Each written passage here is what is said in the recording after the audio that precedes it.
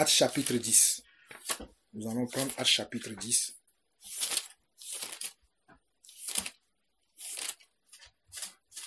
Actes chapitre 10. Et nous allons lire du premier verset jusqu'au verset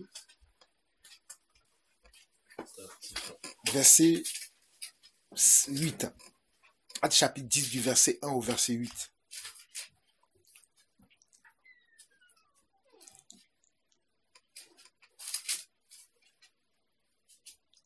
Actes, c'est après Jean. C'est après Jean et c'est le chapitre 10. Jean, c'est dans le Nouveau Testament. Et nous voyons le chapitre 10 et nous lisons du verset 1 au verset 8. Il y avait à Césarée un homme nommé Corneille, centenier dans la cohorte dite italienne. Cet homme était pieux et craignait Dieu avec toute sa maison. Il faisait beaucoup de monde au peuple et priait Dieu continuellement. Vers la 9e heure du jour, il vit clairement, dans une vision, un ange de Dieu qui entra chez lui et qui lui dit « Corneille !» Les regards fixés sur lui et saisi d'effroi, il répondit « Qu'est-ce, Seigneur ?» Et l'ange lui dit « Tes prières et tes aumônes sont montées devant Dieu et il s'en est souvenu. Envoie maintenant des hommes à Joppé et fais venir Simon surnommé Pierre. Il est logé chez un certain Simon Courroyeur dont la maison est près de la mer. » Dès que l'ange qui lui avait parlé fut parti, Corneille appela 2 de ses serviteurs et un soldat pieux d'entre eux qui était attaché à sa personne, et après leur avoir tout raconté, il les envoya à Joppé. Donc on voit ici un homme qui s'appelle comment? Qui s'appelle Corneille. Et la Bible dit que c'était un homme qui craignait Dieu. C'est-à-dire c'est un homme qui respectait Dieu. C'est un homme qui respectait les commandements de Dieu, qui respectait les préceptes de Dieu, qui prenait Dieu à cœur. Tout ce qui intéressait Dieu l'intéressait aussi. Ça, c'était la première catégorie on va dire, de la qualité du cœur de ce monsieur-là, qui s'appelait Corneille. Et la deuxième chose qu'on doit remarquer aussi, c'était un homme qui était comment? Pieux. Il était pieux. Et comme il était pieux, c'était un homme qui faisait aussi beaucoup de comment? Beaucoup d'aumônes. C'est-à-dire, c'est un homme qui donnait beaucoup de ce qu'il a aux autres personnes. C'est très important de voir ça. Hein. C'est un homme qui craignait Dieu, qui priait beaucoup, mais il n'a jamais rencontré Dieu. Je ne sais pas si vous remarquez ça. C'est un homme qui n'a jamais rencontré Dieu. Il n'a jamais eu Dieu comme ça, il n'a jamais vu Dieu, il ne l'a jamais rencontré, mais il le priait quand même. Non seulement il le priait, mais il le craignait aussi, c'est-à-dire que lorsque il connaissait la parole, il connaissait les voies de l'Éternel, il connaissait les commandements de Dieu, il connaissait les préceptes de Dieu, les alliances qui ont été faites avec ses prédécesseurs. Il les connaissait et il les mettait en pratique. C'est ça, la piété. La piété, c'est quoi? La piété, c'est mettre en pratique les ordonnances, les préceptes et les commandements de Dieu. C'est ça, avoir une piété. Mais cet homme qui ne connaissait pas Dieu, le faisait. C'est-à-dire, il connaissait Dieu comment? Juste par connaissance. C'est-à-dire, il a juste entendu parler de lui. Mais Dieu ne s'est pas encore révélé à lui. Et c'était un homme qui priait continuellement. Prions-nous continuellement aujourd'hui. D'habitude, lorsqu'on prie et on n'a pas de réponse, on s'arrête de prier. Oh Seigneur, j'ai tellement prié, moi je n'ai rien. Mais la Bible dit que cet homme priait continuellement. Il ne s'arrêtait pas de prier. Donc il y a beaucoup de leçons à tirer dans cette petite histoire. Il priait continuellement. Maintenant, qu'est-ce que Dieu va décider de faire? Dieu va décider de le récompenser. Dieu va récompenser sa persévérance. C'est pour ça que la Bible nous dira que celui qui persévérera jusqu'à la fin, c'est celui-là qui sera sauvé. Lorsque nous cherchons Dieu, nous devons chercher Dieu aussi dans la persévérance. Mes frères, si je suis ici aujourd'hui, Je suis ici aujourd'hui parce que je suis dans la persévérance. Quand je viens ici, je ne reçois pas un salaire. Quand je viens ici, je ne reçois pas un don. Mais ce n'est pas le don qui m'intéresse, ni le salaire qui m'intéresse. Mais je suis dans la persévérance par rapport à mon appel. Je pourrais dire, non, Seigneur, je leur ai déjà parlé de toi, c'est bon. Oui, ils peuvent continuer. Mais non, je continue parce que la Bible dit que quel est le serviteur fidèle, économe, que Dieu a établi, qui donnera la nourriture convenable à ses enfants. Donc moi, je veux être ce serviteur-là, économe et fidèle, qui sera toujours, non pas au service des hommes, mais au service de Dieu. C'est pour ça que je ne vais pas vous dire ce qui va vous plaire. Parce que je sais que je ne reçois ni de salaire de vous, ni quelque chose de vous, mais moi je viens pour parler de Dieu. C'est à prendre ou à laisser. Mais lorsqu'on reçoit du salaire de quelqu'un, on aime toujours faire quelque chose pour plaire à cette personne-là. Parce que si je ne le fais pas comme ça, à la fin du mois, je n'aurai pas mon salaire. Ou en d'autres mots, le geste ou bien le don que la personne me donne, je ne veux pas l'avoir parce que je ne rentre plus dans les critères de sélection que nous avons fixés par le départ. Sauf que moi, le contrat dans lequel je suis avec Dieu, c'est de le servir lui tout seul et de dire ce qui est convenable à dire. C'est pour ça que nous devons comprendre que dans notre continuité de marche avec le Seigneur, nous devons être toujours comment? Droit. Cet homme, on va dire c'était un païen comme vous et moi. Parce que la Bible nous dira dans Éphésiens chapitre 2 que nous étions tous perdus. Nous étions comme tout le monde. Mettons un doigt ici, nous allons aller lire ça. C'est important. Éphésiens, oui. Éphésiens, c'est après Galates, si je ne me trompe pas. Éphésiens 2. C'est après Galates. Éphésiens 2. Oui. Mais vous mettez un doigt quand même dans Actes chapitre 10. Nous allons revenir. Mais lisons Éphésiens 2. Oui.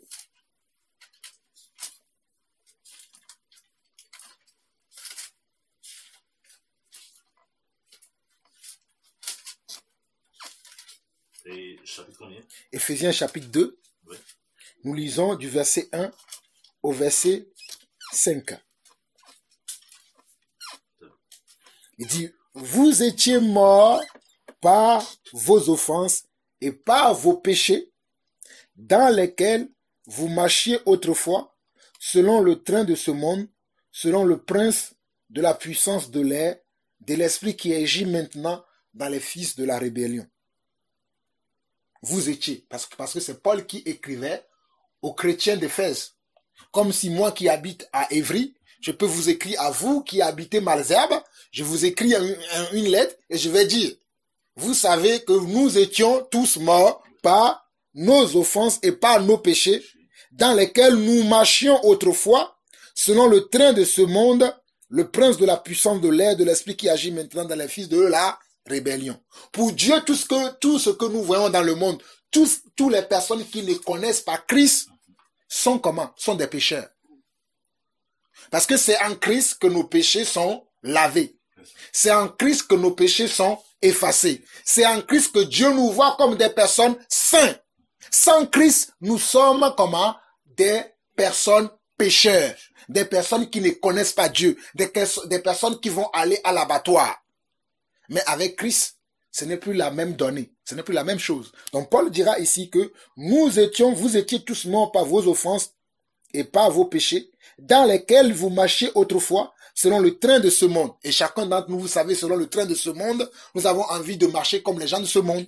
Nous voulons avoir les mêmes choses comme eux, les mêmes envies, les mêmes propositions, les mêmes façons de voir les choses. Mais c'est en Christ que toutes ces choses-là changent. En Christ, si les gens trompent leur femme, mais en Christ, on va se dire qu'en Christ, je ne dois pas tromper ma femme. En Christ, si les gens se tapent dessus, on va dire en Christ, on doit pardonner. On ne se tape pas dessus. En Christ, si dans le monde, si les gens ne respectent pas les gens, en Christ, la Bible dit qu'on doit respecter tout le monde. Il dit, respectez tout le monde, craignez le roi, honorez même le roi. Donc, on voit qu'en Christ, les données changent. Et au verset 3, il nous dit quoi? Nous tous aussi, nous étions de leur nombre, Et nous vivions autrefois selon les convoitises de notre chair, accomplissant les volontés de la chair et de nos pensées. Et nous étions par nature des enfants de colère comme les autres. C'est-à-dire, nous aussi, nous étions comme les autres. Puisque l'apôtre Paul parle dans le sens où il n'est plus comme ça. Mais il reconnaît qu'avant, il était comme ça lui aussi. Mais gloire soit rendue à Christ qui s'est révélé à lui. Donc, qu'est-ce qui fait la différence dans notre vie? C'est la révélation de Christ. Christ en nous, l'espérance de la gloire. C'est Christ qui fait le changement dans la vie de quelqu'un. Celui qui n'a pas Christ n'a pas la vie. Celui qui a Christ a la vie. Mais celui qui n'a pas Christ, quand bien même qu'il vit, il est mort. C'est pour ça que lorsque un jour quelqu'un va venir poser la question à Christ, mon père est mort, mais moi je n'ai pas le temps pour te suivre maintenant. Laisse-moi d'abord enterrer mon père et après je reviendrai te suivre. Christ lui a dit quoi? Laisse les morts enterrer les morts. Comment un mort peut-il enterrer un mort? Dans ma langue, on peut dire Amekukula Batem dit Amekukwa. Il n'y a que celui qui est vivant qui peut enterrer un mort. Mais Jésus va dire laisse les morts enterrer les morts. Ce qui veut dire que celui qui n'a pas Christ est mort. Il est séparé de lui. Il n'y a aucun rapport entre lui et Dieu. Et Paul reconnaît que nous aussi, nous étions comme eux. Et moi, Jean-Paul aussi, j'ai dit oui et amen. J'étais comme ça. Je n'avais pas la vie. C'est Christ qui est ma vie aujourd'hui. Si je vis aujourd'hui, c'est Christ qui me fait vivre. Si je suis avec vous aujourd'hui, c'est Christ qui l'a voulu. Je ne peux pas dire même que c'est moi-même. Non, c'est Christ. Je remercie le Seigneur qui m'a fait la grâce d'être encore aujourd'hui parmi les vivants et de le connaître, que c'est lui le chemin, la vérité et la vie. Et Christ dit, et Paul dit ici, nous tous, nous étions de leur nombre et nous vivions autrefois selon les convoitises de notre chair, accomplissant les volontés de la chair et de nos pensées, et nous étions par nature des enfants de colère comme les autres. Mais Dieu, qui est riche en miséricorde à cause du grand amour dont il nous a aimés, nous qui étions morts par nos offenses, nous a rendus vivants avec Christ. Nous étions morts comment? Par nos offenses. Mais on devient vivant par quoi? Par Christ. C'est-à-dire le jour où tu acceptes Christ, tu dis Christ, je crois que tu es le Fils de Dieu vivant comme Nathanaël l'a dit. Donc je crois que tu es le Fils de Dieu vivant, tu es celui qui sauve, tu es celui qui guérit, tu es celui qui peut changer mon cœur. Je veux marcher avec toi. Là, ce jour-là, la vie rentre en toi et la mort quitte ton cœur. Et tu seras éternellement comment? Quelqu'un vivant. Si tu continues toujours sur le droit chemin, si tu continues toujours à croire en Christ. Parce qu'entre temps, tu peux dire non mais Christ là, c'est bon. Je veux plus de lui, je vais aller faire un autre deal avec quelqu'un d'autre. Mais si tu restes toujours avec Christ, tu ne viens pas. C'est pour ça que pour nous qui sommes enfants de Dieu, nous ne subirons pas la seconde mort. Mais pour tous les autres que nous voyons dans le monde aujourd'hui, ils subiront la première mort, c'est-à-dire la mort physique, et ils subiront aussi la mort spirituelle qui est la seconde mort. C'est-à-dire, lorsque nous passerons devant le tribunal de Christ, ils n'auront pas un avocat. Mais vous et moi, nous aurons un avocat. Je dis toujours, si nous restons sur le droit chemin, si nous croyons toujours que Christ est notre salut, parce que moi, c'est ce que je crois. Il y a certains qui ne le croient pas. Certains m'appellent même fanatique. Ils me disent que je reçois beaucoup de messages maintenant des gens de ma famille, des gens autour de moi, qui me disent qu'en ce moment, on te trouve trop fanatique. Mes frères, je peux vous dire, je préfère être fanatique de Jésus-Christ. Oh, alléluia. Moi, je suis fanatique d'un homme. Et j'aime défendre cet homme et j'aime défendre sa parole. Mon cousin avec qui j'ai grandi m'a dit ça dernièrement. Il y a un ami aussi qui m'a dit ça dernièrement. On te trouve trop fanatique de Jésus. Mais je suis fanatique de Jésus. Les gens sont fanatiques des gens de ce monde. Mais moi, je suis fanatique de la lumière du monde. Amen. Amen. Je vais vous laisser. Donc, nous étions au verset 5. Il dit, nous qui étions morts par nos offenses, nous a rendus vivants. Avec Christ, c'est par grâce que vous êtes sauvés. Mais si nous continuons jusqu'au verset 8, il va nous dire, il nous a ressuscités ensemble et nous a fait asseoir ensemble dans les lieux célestes en Christ, afin de montrer dans les siècles à venir l'infinie richesse de sa grâce, par sa bonté envers nous, en Christ, car c'est par la grâce que vous êtes sauvés, par le moyen de la foi, et cela ne vient pas de vous, c'est le don de Dieu. Ce n'est point par les œuvres, afin que personne ne se glorifie. Car nous sommes son ouvrage ayant été créé en Jésus-Christ pour de bonnes œuvres que Dieu a préparées d'avance afin que nous les pratiquions. Là, Paul s'adresse à comment? À des gens qui sont déjà convertis, à des gens qui ont déjà cru, à des gens qui marchent déjà selon la parole de Dieu, selon le Saint-Esprit.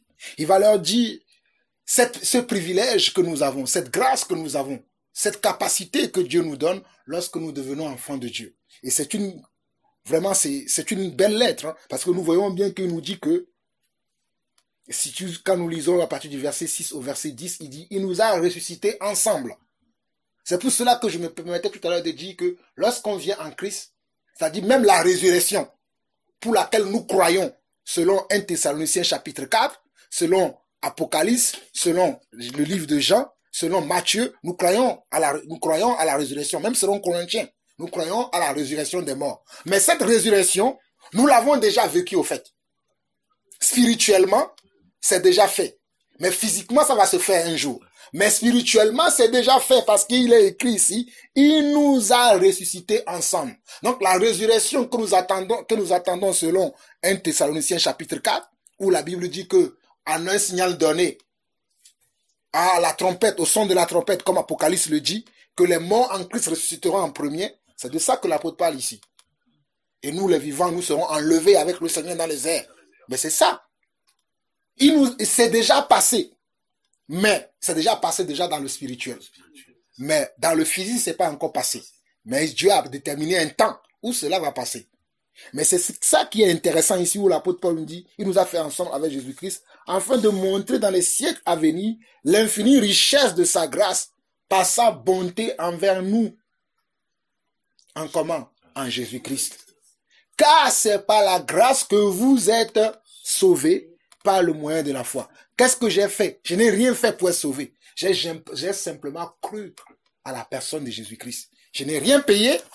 Quand on va chez les marabouts en Afrique, il faut payer le poulet, il faut payer le veau, il faut payer le bœuf, il faut payer de l'huile, payer ainsi de suite.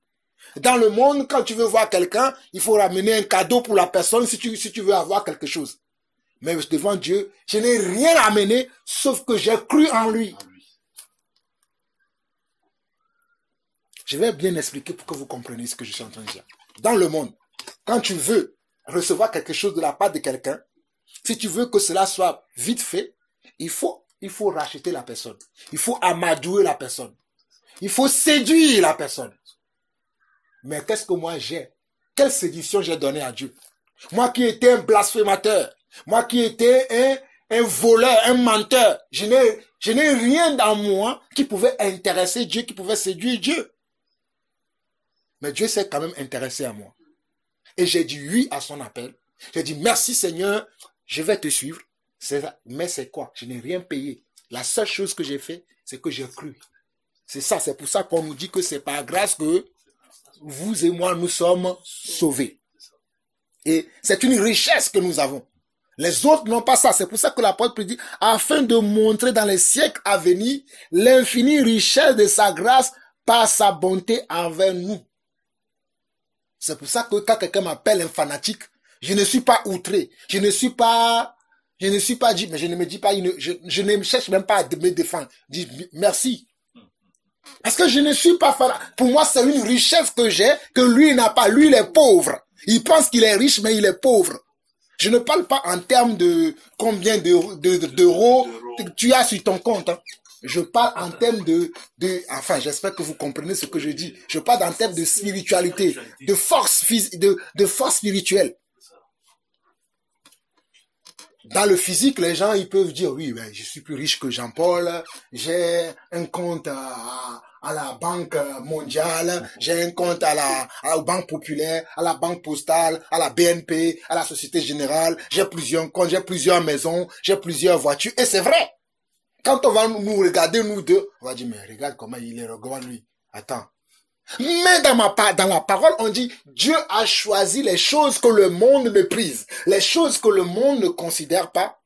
Pour comment? Pour confondre les fortes. C'est là où il y a notre richesse.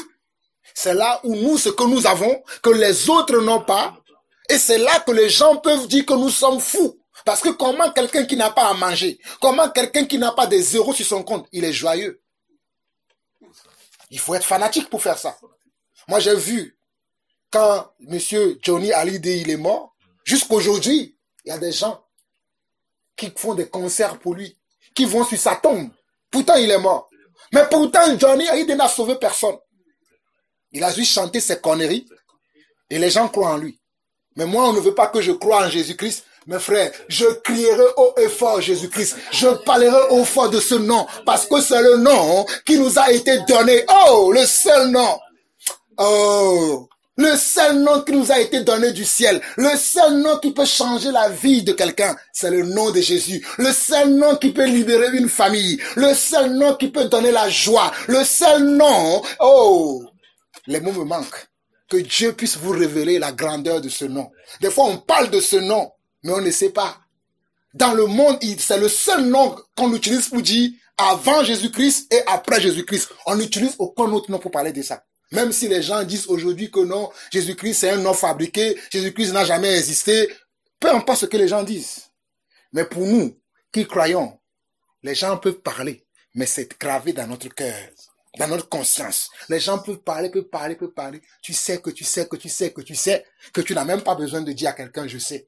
Tu le regardes, dis ces conneries, tu continues dans ta marche. C'est le seul nom qui nous a été donné. C'est une richesse pour nous, mes frères. Et cette richesse-là, on parlait de Corneille, hein, mais l'esprit nous conduit. Hein. On parle de Corneille, mais l'esprit nous conduit. Et Corneille n'avait pas encore rencontré ce nom. Il n'avait pas encore, il a juste entendu parler de lui. Comme Job avait entendu parler de Dieu. Il servait Dieu. Job et Corneille, ce sont deux types de personnes pareilles dans la Bible. Mais Job, c'est à la fin, quand Dieu s'est révélé à lui et que Dieu a commencé à lui poser des questions, que Job va se rentrer en lui-même et va dire non. Au fait, Dieu, je ne te connaissais pas. J'avais entendu parler de toi. Maintenant, mes yeux t'ont vu et je sais que tu es Dieu. On va lire ces paroles tout à l'heure. Mais comprenons que nous qui connaissons Dieu, c'est une grâce. C'est un privilège. Mes frères, je vous dis la vérité. C'est un privilège pour nous de connaître Dieu. Je précise encore parce que ne mélangeons pas les choses spirituelles avec les choses charnelles ou les choses du monde. Dans le monde, je ne suis rien. D'ailleurs, je suis passé dans les rues de Malzeb tout à l'heure. Peut-être quelqu'un m'a croisé, il m'a dit, mais c'est qui cet Africain-là qui marche comme ça? Parce que je ne suis rien. Pour lui, hein. Mais pour le ciel, hein, quelqu'un est entré dans la ville-là de Malzeb aujourd'hui. C'est important ça. Pour le ciel, il y a des enfants de Dieu dans cette ville de Malzeb. Mais pour les gens qui sont autour de vous, vous êtes incognito. Mais pour Dieu, vous êtes connus. Nous allons revenir dans Actes chapitre 10, comme ça vous allez comprendre la révélation que Dieu veut nous donner. C'est pour ça que je prends mon temps doucement. On va pas, aujourd'hui, si Dieu le permet, on va pas aller trop loin. On va rester sur les choses simples, mais qui sont très importantes. Je sais que ça fait quelques mois que nous marchons déjà ensemble, mais si j'ai un plaisir, c'est de vous transmettre les choses qui me font vivre, qui me font gagner du temps. J'aime pas perdre du temps avec les gens, être là, discuter. Moi, je sais une seule chose. Je connais un nom. C'est ce nom qui me donne la vie. Oh. C'est pour ça que des fois, même quand je prêche, je chante. Comme j'ai dans ma dernière enseignement, je disais, il y a un nom. Ce nom vient du ciel. Ce nom fait des merveilles. Ce nom, c'est Jésus. Il y a un nom. Ce nom vient du ciel. Ce nom fait des merveilles. Ce nom, c'est Jésus. Oh, ce nom, les aveugles voient. Oh, en ce nom, les lépreux sont purs. En ce nom, les boîtes marchent. Ce nom, c'est Jésus. Gloire à toi, Seigneur Jésus-Christ. Gloire à toi, mon Dieu, mon roi, mon Seigneur, mon maître, mon papa, oh mon conseiller, mon seul soutien, ma force, ma récompense, ma rémunération. Seigneur, sois encore élevé aujourd'hui dans cette maison. Sois encore aujourd'hui élevé dans cette ville. Sois encore aujourd'hui élevé dans cette nation. Que ton règne vienne dans nos cœurs. Que tes pensées viennent dans nos cœurs. Que tes pensées nous embrassent ici, Seigneur Dieu, afin que nous continuions à te suivre, afin que nous continuions à marcher avec toi. Seigneur, ouvre nos yeux, ouvre les yeux de notre entendement, ouvre les yeux de notre cœur, afin que nous voyions et que nous entendions ce que nous ne sommes pas en train d'entendre. Seigneur, nous fermons nos oreilles au monde, nous fermons nos oreilles à ce monde dans lequel nous vivons, mais nous ouvrons nos oreilles à ton monde, à toi, le monde de la vie éternelle, le monde de la justice, le monde de la paix, le monde de la joie, le monde de l'amour, le monde de l'agapé. Oh, j'ouvre mon cœur à ce monde, dans le nom de Jésus. Oh, merci à toi, papa. Merci à toi, Seigneur. Merci à toi, mon roi. Merci, Seigneur. Merci, Seigneur, pour ce moment. Merci pour ce instant. Merci pour ce moment. Merci, Seigneur. Nous glorifions ton nom encore. Nous élevons ton nom encore. Nous magnifions ton nom. Merci au puissant Dieu que tu es. Merci au grand Dieu que tu es pour nous. Merci pour cette grâce que tu nous as donnée il y a 2000 ans, Seigneur Dieu. Tu as pris notre place à la croix. Tu as pris la place qui m'était attribuée. La place qui m'était réservée. Tu l'as pris afin qu'aujourd'hui, je puisse me promener de ville en ville, de nation en nation. Oh, papa, pour parler de toi. Je suis dans la joie aujourd'hui de parler encore de ton nom, de glorifier encore ton nom, le nom qui est au-dessus de tout nom, le nom, papa, qui fait trembler le ciel, qui fait trembler la terre, qui fait trembler, Seigneur, au-delà de la terre. Oh, gloire à toi, Seigneur. Gloire à toi, Gloire à toi, Seigneur. Au nom de Jésus-Christ. Amen. Donc, je disais que ce nom n'était pas encore révélé à Corneille. Donc, revenons dans Actes chapitre 10. Dieu nous a fait passer juste un court temps dans Éphésiens. Donc, Corneille avait entendu parler de cet homme qui est Dieu. Il le craignait, il le priait, il faisait même des aumônes, des bonnes actions que nous devons tous faire, peu importe nos richesses, nous devons tous les faire parce que Dieu nous appelle à donner. Il y a plus de bonheur à donner que de recevoir. Chacun selon ce que Dieu lui met à cœur, bien sûr. Donc, Corneille faisait ça. Mais il n'avait pas encore rencontré Dieu. Mais puisque dans son cœur, il faisait ça parce qu'il savait qu'un jour, il va voir Dieu. Dieu a décidé, il a dit non. Toi là, tu me cherches. C'est vrai, tu es persévérant, tu n'as pas abandonné, tu continues chaque année, chaque mois, chaque jour, tu répètes les mêmes choses. Non, il est temps que je me révèle à toi. Il est temps que je me montre à toi pour que tu aies conscience de en qui tu as cru. Ça ne va plus être le Dieu de quelqu'un, mais tu sauras que je suis le vrai Dieu. Ce n'est pas les mêmes mots que Dieu a utilisés, parce que nous voyons comment Corneille a eu cette vision. Nous allons le lire. On nous dit au verset 3, vers la 9e heure du jour, il vit clairement dans une vision un ange de Dieu qui entra chez lui et qui lui dit « Corneille ». Les regards fixés sur lui et saisi d'effroi, il répondit « Quel Seigneur ?» Et l'ange lui dit « Tes prières et tes aumônes sont montées devant Dieu et il s'en est souvenu. » Tes prières et tes aumônes sont montées devant Dieu et il s'en... On n'a pas dit ta prière. Tes veut dire plusieurs prières. Ça veut dire que lorsqu'il priait, Dieu l'attendait. Mais Dieu ne faisait rien. Mais Dieu l'attendait. Mais Dieu avait prévu un jour, one day, un jour, pour lui révéler que, Corneille, je t'attendais prier. Là, ton temps est arrivé. Je vais me manifester à toi. Et qu'est-ce qu'il va lui dire? Envoie chercher quelqu'un. C'est là où le rôle que nous jouons en tant que serviteurs. Parce que les gens disent, je veux voir Dieu. Mes frères, j'espère que vous avez l'esprit ouvert aujourd'hui. Je bénis le Seigneur parce que j'enregistre. Les gens, ils veulent voir Dieu, mais ils ne veulent pas voir les serviteurs de Dieu. Les gens, ils veulent voir Dieu, mais ils ne veulent pas rencontrer les gens que Dieu a mis à leur service. Moi, je ne connaissais pas un Alexis il y a de cela 2 ans. Je ne connaissais pas un Josué il y a de cela 2 ans. Mais, comment se fait-il qu'aujourd'hui on se voit? Parce qu'il y a un temps pour tout. Je ne savais même pas un jour que quelqu'un va me parler de Marzeb. Oui, on t'entend souvent parler, on t'entend souvent. Je ne savais pas. Mes frères, Dieu m'est témoin, je ne savais pas. Mais puisque chemin faisant, nous servons Dieu, non pas pour nous, pour remplir, non, nous servons Dieu pour que beaucoup d'enfants de Dieu puissent rentrer dans son royaume. Je me suis dit, moi, je travaille pour le ciel. Il y a des gens qui travaillent pour remplir leurs églises. Il y a une différence. J'aime dire ces choses dans mes enseignements. Moi, je ne travaille pas pour une congrégation. Je ne travaille pas pour une assemblée. Mais je travaille pour le ciel. Je veux remplir le ciel. Mon devoir et ma mission est différente. Nous sommes tous des serviteurs de Dieu dans le monde aujourd'hui, mais nous avons des missions différentes. Dieu m'a clairement donné ma mission et il m'a bien dit, va et parle à mes enfants pour qu'ils viennent à moi. Moi, c'est ça mon rôle. Mon rôle, c'est d'aller chercher les gens pour les amener vers Dieu.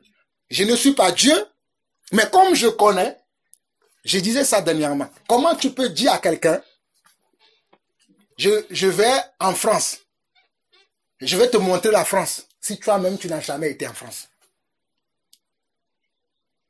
Viens, je vais te montrer la France. Oh, je connais la France. Si, je connais. Si toi-même, tu n'as jamais été en France. Il n'y a que celui qui a déjà été en France, ou né en France, ou vécu en France, qui peut montrer à quelqu'un d'autre ce qu'est la France. Puisque je connais ce Dieu, je vous parle de ce Dieu. Et puisque Pierre était un connaisseur de ce Dieu, et que ce Dieu l'a appelé pour le servir, souvenez-vous que Jésus avait dit à Pierre quoi? Tu es Pierre, sur toi, moi, Dieu, qui est Jésus, je bâtirai mon église. Donc, Dieu va dire à Corneille, appelle quelqu'un. Comme moi, Dieu, je ne descends pas toujours du ciel pour rencontrer les hommes, mais j'ai mes ambassadeurs. Oh, alléluia. J'ai mes ambassadeurs sur terre que j'envoie faire la mission. Je vais lui donner à lui aussi. Il n'a pas dit ça comme ça à Corneille, hein, mais dans le plan de Dieu. Je vais lui donner aussi une vision. Et tu vas voir, il va venir chez toi. Oh Dieu, j'aime ce Dieu. Oh, j'aime ce Dieu. Quand Dieu veut remuer ciel et terre, juste pour une personne, Corneille. Ici, on est plus de 1, 2, 3 aujourd'hui. Mais Dieu a remué le ciel et la terre juste pour une personne. C'est pour ça que la Bible dit qu'il y a de la joie dans le ciel lorsqu'il y a un seul âme, ou bien une seule âme qui se convertit, qui se tourne vers Dieu. Il y a de la joie dans le ciel. Aujourd'hui, beaucoup ne veulent pas entendre la voix de Dieu. Ou bien ils pensent que quand Dieu va venir, Dieu va descendre comme ça. C'est moi, Dieu, viens avec moi. Non, tu peux rencontrer quelqu'un. Moi, je me rappelle le jour où j'ai cru vraiment en Dieu. C'était même dans mon pays d'origine, le Togo. Je ne savais même pas que ce jour-là, je passais comme ça et je voyais un homme qui parlait. Il y avait plein de gens là-bas. Je me suis avancé aussi, j'écoutais ce qu'il dit. Mais dans mon cœur, il y a quelque chose qui me disait, c'est ce message que tu dois écouter. Ce message est pour toi. Écoute, j'écoutais. C'est comme si... Oh, là, moi, je bois du jus. Ce jour-là, j'avais rien bu, mais j'avais de la joie. Le message m'a rendu joyeux. J'étais joyeux. Pourtant, j'étais dans une situation difficile, compliquée. Je ne savais même pas où dormir cette nuit. Mes frères, je vous dis la vérité. Dieu m'est témoin. J'ai même la chair de poule. Ce jour-là où j'ai entendu ce message-là, je ne savais même pas où je vais dormir. Parce que c'était une époque dans ma vie où je dormais n'importe où. Je peux dormir chez toi, je peux venir chez toi aujourd'hui, et je vais attendre la nuit, et je vais dormir, demain je vais repartir, c'est comme ça. Non, c'est pas ici. Je dormais un peu partout, mais le jour là où j'ai rencontré ce serviteur de Dieu, qui parlait de ce message-là, fort, et que je l'ai entendu dans mon cœur s'est attaché à Dieu, et c'est ainsi comme ça, que petit à petit, j'ai commencé à marcher avec Dieu. Petit à petit, jusqu'au jour où je suis avec vous encore aujourd'hui. Mais ce n'est pas encore fini, parce que je suis toujours dans la marche. Je suis toujours dans la marche et je suis toujours dans la continuité comme Corneille. Il faut être comment? Dans la continuité, dans la persévérance. Le problème chez nous, les croyants aujourd'hui, il n'y a pas de persévérance, il n'y a pas de continuité. On croit pour un temps et dès que survient une tribulation, on ne croit plus, on n'est plus présent. Chacun marche selon son chemin.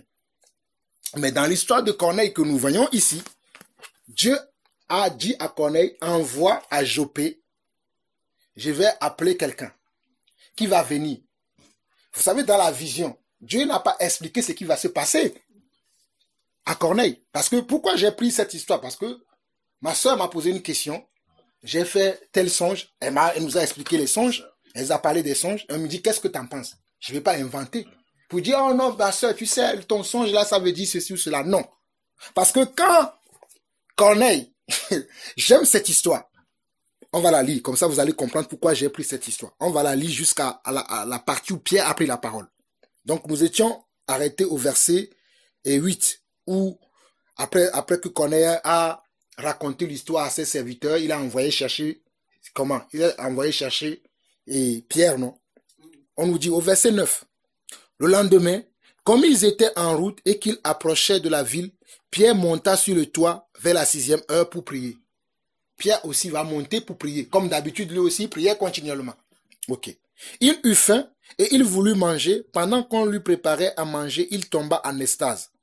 Il vit le ciel ouvert et un objet semblable à une grande nappe attachée par les 4 coins qui descendaient et s'abaissaient vers la terre, et où se trouvaient tous les quadrupèdes et les reptiles de la terre et les oiseaux du ciel.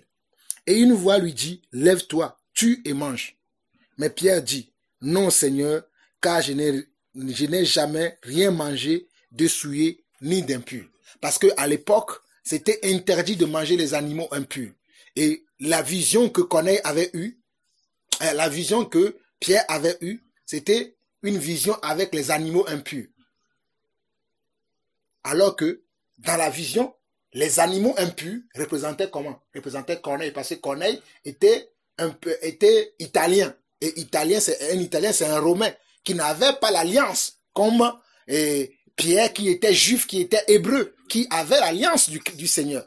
Donc à l'époque, c'était interdit aux Hébreux de rentrer même chez les païens. C'est pour ça que lorsque Dieu, comme Dieu savait que Dieu sait faire les choses, Dieu savait que peut-être s'il rencontrait Pierre et Corneille comme ça, il va dire non, c'est un païen, je ne vais pas lui parler. Mais Dieu, pour lui ouvrir les yeux, pour dire que maintenant j'ouvre aussi mon royaume aux païens, il va prendre les animaux qui étaient interdits là, pour lui donner la vision. Et vous allez voir, hein, Pierre réfléchissait comme moi. C'est pour vous dire que nous ne savons pas tout. Moi, je ne veux pas faire comme les super hommes de Dieu qui savent tout. Mais nous allons le lire et vous-même, vous allez voir avec vos yeux pour que vous me compreniez. On nous dit, mais Pierre dit non Seigneur, car je n'ai rien mangé de souillé ni d'impur. Et pour la 2e fois, la voix se fit encore entendre à lui. Ce que Dieu a déclaré pur, ne les regarde pas comme souillé. Cela arriva jusqu'à 3 fois, et aussitôt après l'objet fut retiré dans le ciel. Tandis que Pierre ne savait en lui-même que penser du sens. Il y a un sens à toute vision, à tout rêve. C'est pas tous les rêves qui sont de Dieu. Je fais cette petite aparté. Tous les rêves ne sont pas des messages que Dieu nous donne. Mais ces rêves et ces visions qui sont des messages que Dieu nous donne ont un sens.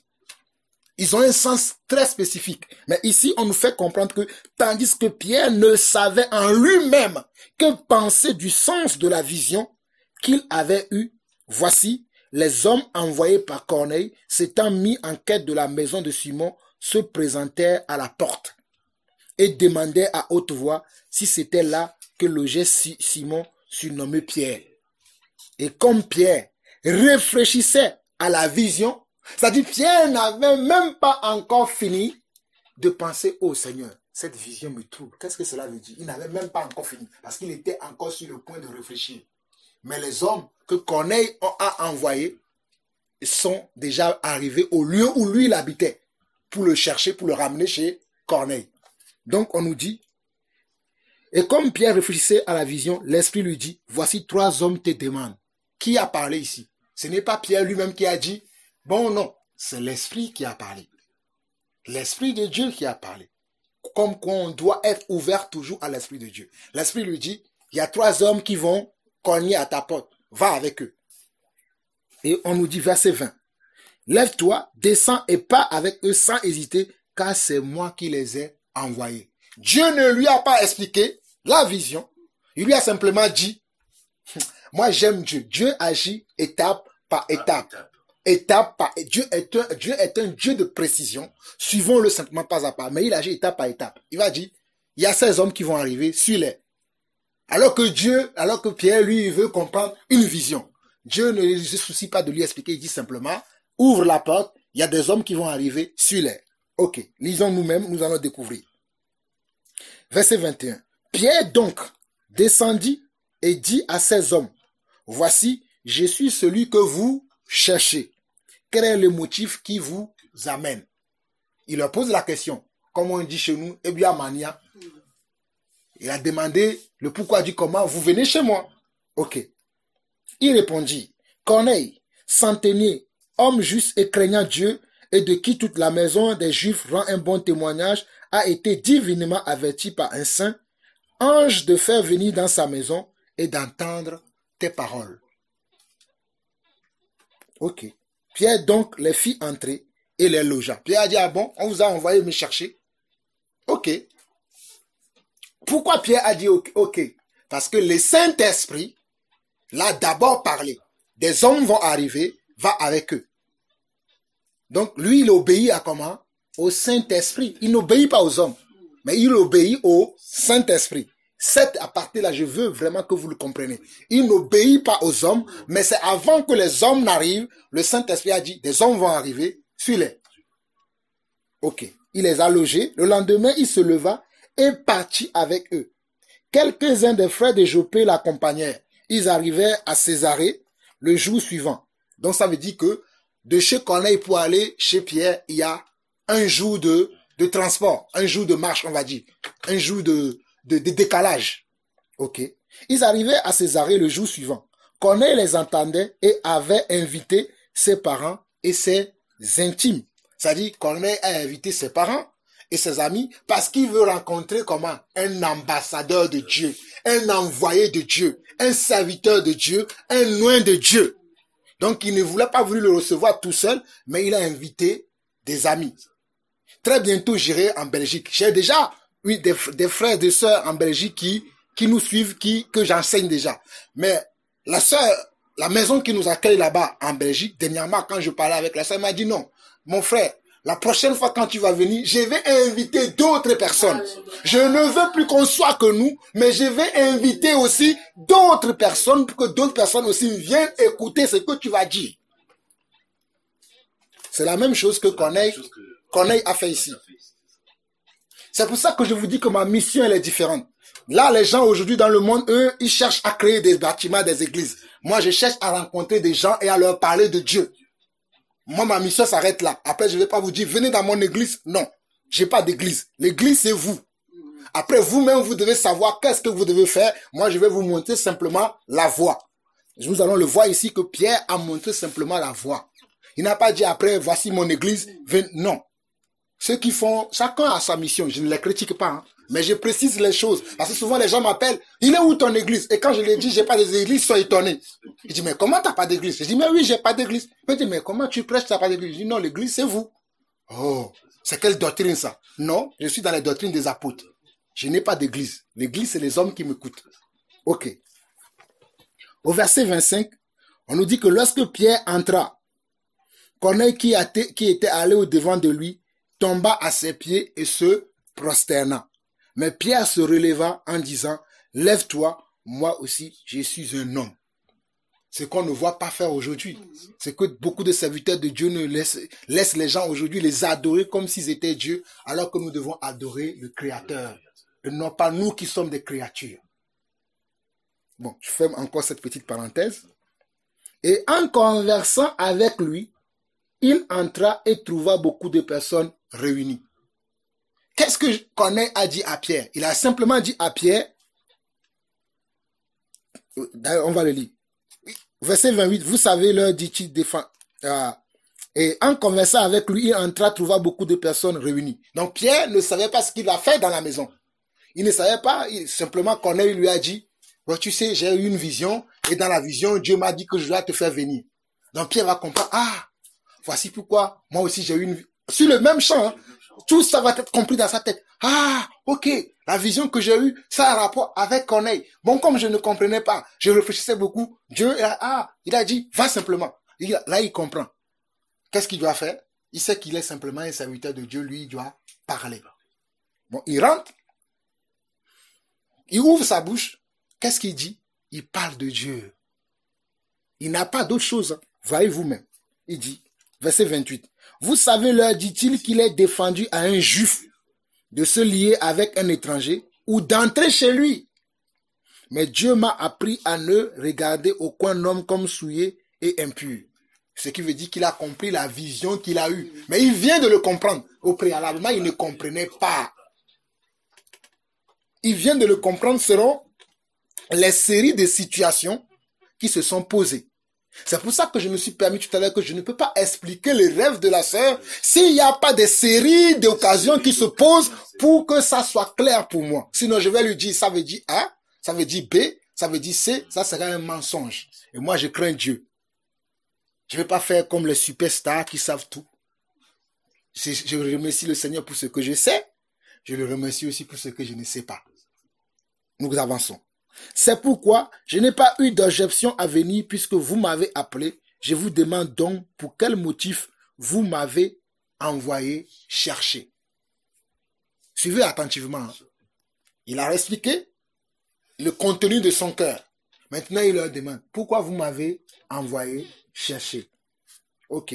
Corneille dit, il y a 4 jours, à cette heure-ci, je priais dans ma maison à la 9e heure, et voici un homme vêtu d'un habit éclatant se présenta devant moi et dit, Corneille, ta prière a été exaucée, et Dieu s'est souvenu de tes aumônes. Envoie donc quelqu'un à Joppé et fais venir Simon, surnommé Pierre. Il est logé dans la maison de Simon Corroyeur, près de la mer. Aussitôt, j'ai envoyé quelqu'un vers toi et tu as bien fait de venir. Maintenant donc, nous sommes tous devant Dieu pour entendre tout ce que le Seigneur t'a ordonné de nous dire. Voilà des hommes qui ont un cœur pour respecter les autorités que Dieu a mis dans ce monde. Il a laissé Pierre arriver.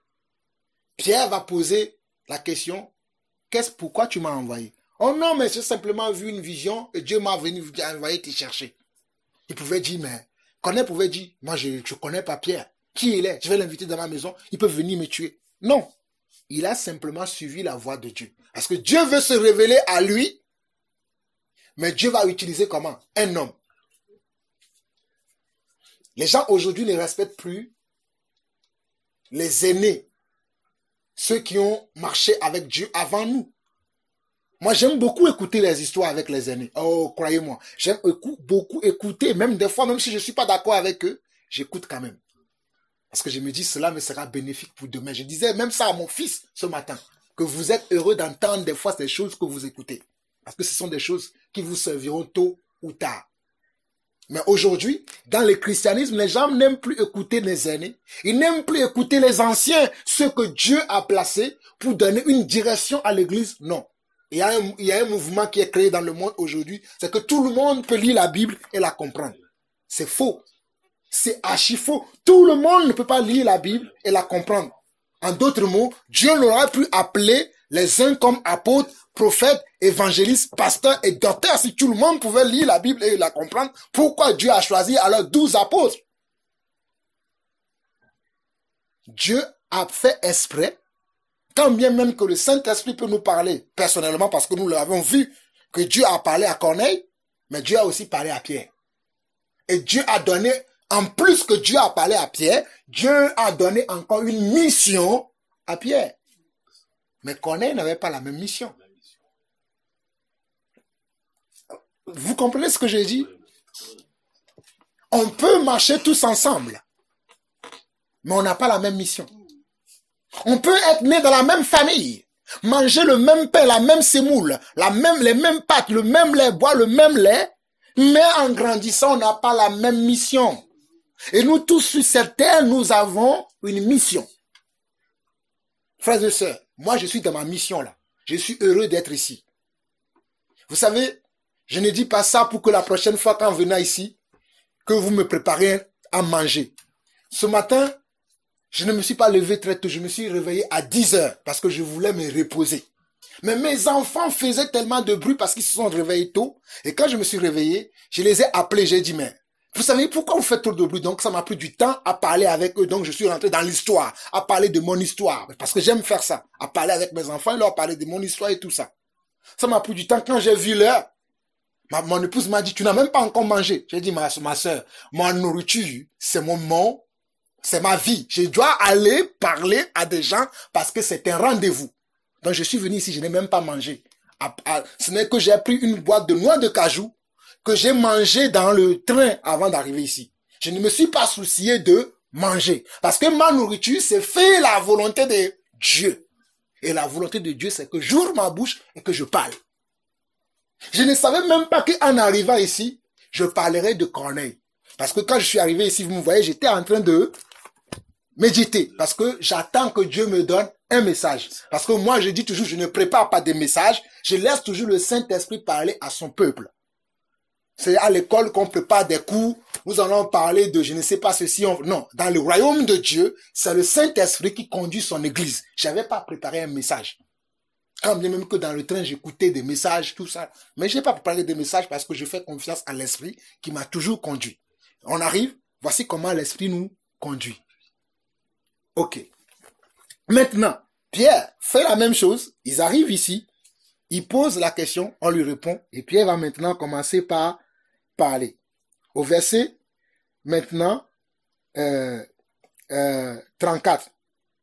Parce que Corneille a donné le pourquoi du comment, il a invité pour qu'il vienne. Maintenant, Pierre va prendre la parole et parler. Et c'est là où vous allez voir, les choses vont changer. Pierre même ne savait pas ce qui va se passer. Je ne sais pas quand je vais quitter ici aujourd'hui ce qui va se passer dans cette maison après. Je ne sais pas ce que Dieu va vous révéler après, j'en sais rien du tout. Ce n'est pas ça mon but. Ce que moi je sais, parle. C'est tout. Ok, on y va. Alors Pierre, ouvrant la bouche, dit, en vérité, je reconnais que Dieu ne fait point de favoritisme. Mais qu'en toute nation, celui qui les craint et qui pratique la justice qui lui est agréable, qui pratique la justice qui lui est agréable. Il a envoyé la parole aux fils d'Israël en leur annonçant la paix par Jésus-Christ qui est le Seigneur de tous. Il leur a envoyé comment? La parole. La parole c'est qui? C'est Jésus. En leur annonçant la paix. Qu'est-ce que Christ veut nous annoncer à nous tous aujourd'hui? Même à vous qui m'écoutez aujourd'hui. C'est la paix qu'il veut vous annoncer. Jésus veut vous annoncer quoi? La paix. Le monde n'a pas la paix. Croyez-moi, je l'ai dit dernièrement parce que nous sommes dans un moment où les gens croient que dans le monde, il y a de la paix. C'est une chose stupide de croire que dans le monde, il y a de la paix. Il n'y a pas de paix dans le monde. La paix se trouve dans l'église. Oh, si vous croyez qu'il y a de la paix dans le monde, vous l'aurez. La paix se trouve dans l'église. La paix ne se trouve pas dans le monde. Dans le monde, ils se font... Ils vivent dans l'hypocrisie. Ils se disent, oh, la paix, la paix, la paix. Mais demain, c'est eux qui vont prendre les armes, ils vont le braquer sur vous, ils vont vous tuer tous. Mais dans l'église, c'est le seul endroit où il y a la paix. Parce que Dieu est là, dans son église. C'est lui qui a bâti son église et lui-même, il a dit que le séjour des morts ne prévaudront pas contre elle. Et dans cette église-là, il y a la paix. Et Jésus vient pour nous annoncer la paix. Parce que celui qui n'a pas la paix, il n'a pas la vie. Mais celui qui a la vie, il a la paix. Nous avons la vie. Et la vie, c'est qui? C'est Christ. Nous avons l'amour. L'amour, c'est qui? C'est Christ. Nous avons la joie. La joie, c'est qui? C'est Christ. Nous avons la nourriture. La nourriture, c'est qui? C'est Christ. Parce qu'il est aussi écrit que l'homme ne vivra pas simplement du jus de raisin, du jus de pomme, qu'il soit bio ou synthétique, on s'en fout. Mais Dieu vivra aussi de la parole de Dieu. Et il va leur parler de qui? De ce Dieu-là. Et il continue au verset 37, il dit, vous savez ce qui est arrivé dans la Judée, après avoir commencé en Galilée, à la suite du baptême que Jean a prêché. C'est-à-dire, vous avez entendu parler de ce monsieur qui s'appelle Jésus. C'est la même chose que je fais aujourd'hui. Même quand je défends ceux qui parlent d'un autre évangile, moi j'aime toujours ramener aux gens à l'évangile d'origine, comme mon frère le prophète David le dit, l'évangile d'origine. Nous ne voulons pas avoir un autre évangile, mais nous voulons avoir un seul évangile, l'évangile d'origine. Ce que les apôtres ont prêché. Comme mon frère Barwani aussi le dit souvent, l'évangile que les prophètes et les apôtres ont annoncé, c'est cet évangile-là que nous prêchons. Et chacun est libre de nous croire, ou nous ne forçons pas les gens. Non, nous prêchons simplement. Nous savons que si ce que nous disons est vrai, nous aurons des adhérents. Et Dieu fait que nous avons des adhérents. Même si nous ne sommes pas nombreux, il y a quand même beaucoup de gens qui suivent notre évangile. Et je serai heureux de voir dans le ciel, où Dieu me dira, Jean-Paul, viens ici. Tu vois l'homme qui est là-bas, c'est à cause de ton évangile qui est sauvé. Je vais dire gloire à Dieu. Tu vas voir la femme qui est là-bas, c'est à cause de ton évangile qui est sauvé. Je vais dire gloire à Dieu. Tu vas voir, si tu vois cet enfant, je ne sais même pas combien aujourd'hui, comme certains ils disent, oui, j'ai baptisé 20 personnes. Moi, je ne compte pas. Parce que Dieu ne m'a pas appelé à compter ce que je fais, mais Dieu m'a appelé à travailler pour lui. Je ne compte pas, oui, aujourd'hui, j'ai baptisé un, je coche. J'ai baptisé une personne aujourd'hui, je coche. Non, je fais pas ce travail-là. Je ne suis pas dans le travail de résultat des hommes. Moi, je suis dans le travail du ciel. Tu peux baptiser quelqu'un qui ne croit pas. Je vous dis, les gens ont baptisé des gens qui ne croient pas. Eux, ils sont contents. Ah oui, dès que j'ai baptisé quelqu'un, le ciel. Non, c'est vrai. Nous sommes joyeux, nous sommes contents lorsque nous baptisons quelqu'un. Mais ma joie serait de voir cette personne continuer dans la direction du Seigneur jusqu'au dernier jour. C'est là que j'aurai ma couronne. Mais si cette personne ne marche pas jusqu'à la fin, je n'aurai pas de couronne et je serai triste comme tout le monde. Donc pourquoi je vais être heureux parce que j'ai baptisé quelqu'un? La guerre ne commence que là. Le baptême est la porte d'ouverture des combats.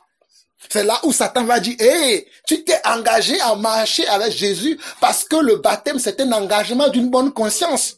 Satan t'a vu t'engager, hey, je rentre dans l'eau de baptême, je sors, je dis, ah, Satan va dire, bon, on va voir si tu vas tenir. Mais pourquoi moi je vais être heureux maintenant pour dire, j'ai baptisé 2, 3 personnes, je suis content. Non, on n'est pas content. On sera content dans le ciel lorsque nous allons voir, oh, je serai très content. J'aimerais bien que Dieu me mette dans la lignée de Jean ou de Paul. Parce que ce sont les personnes qui m'ont toujours bouleversé, Jean et Paul. Quand je lis ces hommes-là, je dis, waouh, c'est des hommes qui étaient différents. J'aimerais bien que Dieu me mette dans leur lignée. J'aimerais bien me retrouver dans la lignée de Jean ou de Paul au ciel. Parce que ce sont des personnes que j'aime beaucoup. Parce que quand je les lis, je comprends.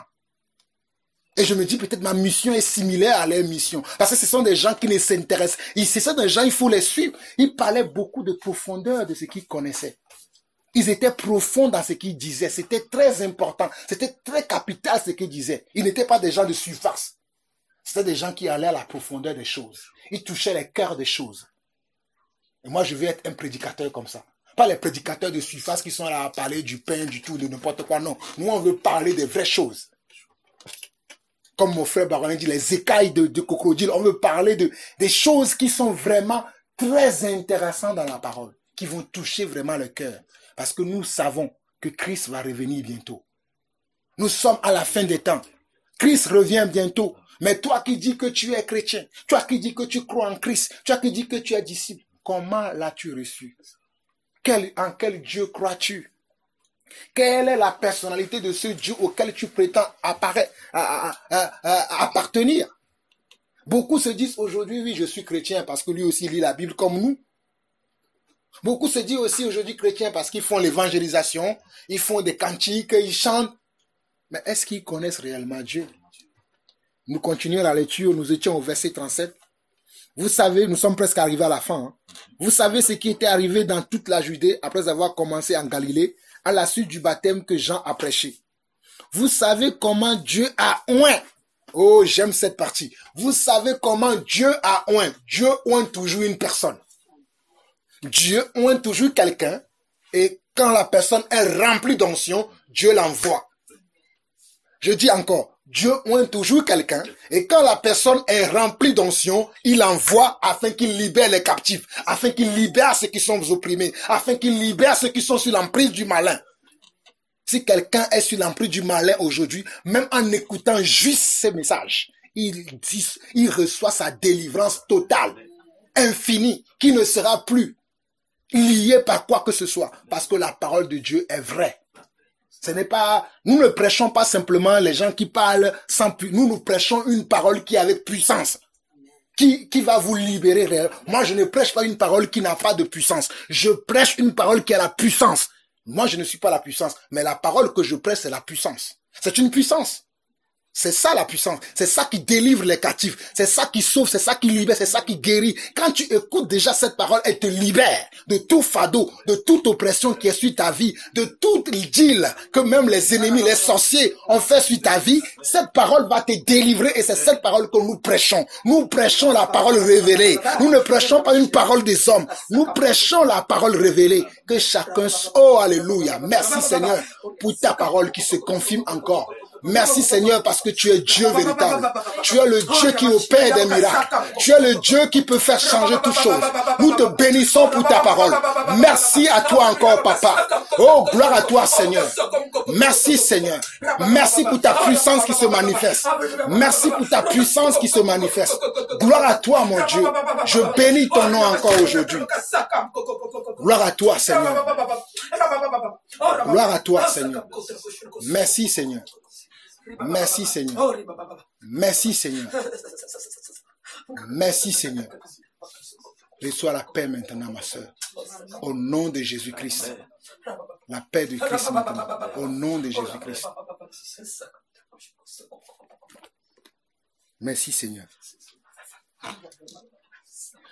Au verset 38, on nous dit, vous savez comment Dieu a oint du Saint-Esprit et de force Jésus de Nazareth qui allait de lieu en lieu, faisant du bien et guérissant tous ceux qui étaient sous l'empire du diable, car Dieu était avec lui. On ne peut pas marcher sans Dieu. Il y a beaucoup d'hommes de Dieu qui marchent aujourd'hui sans Dieu. Il y a beaucoup d'enfants de Dieu aujourd'hui qui marchent beaucoup sans Dieu. Corneille faisait toutes ces choses-là, mais Dieu n'était pas auprès de lui. Mais c'est maintenant que Dieu décide maintenant de marcher avec lui et de confirmer son alliance avec lui. Au verset 39, on nous dit, nous sommes témoins de tout ce qu'il a fait dans les pays des Juifs et à Jérusalem. Ils l'ont tué en le pendant au bois. Dieu l'a ressuscité le 3e jour et il a permis qu'il apparaisse, non à tout le peuple, mais aux témoins choisis d'avance par Dieu, à nous qui avons mangé et bu avec lui après qu'il fut ressuscité des morts.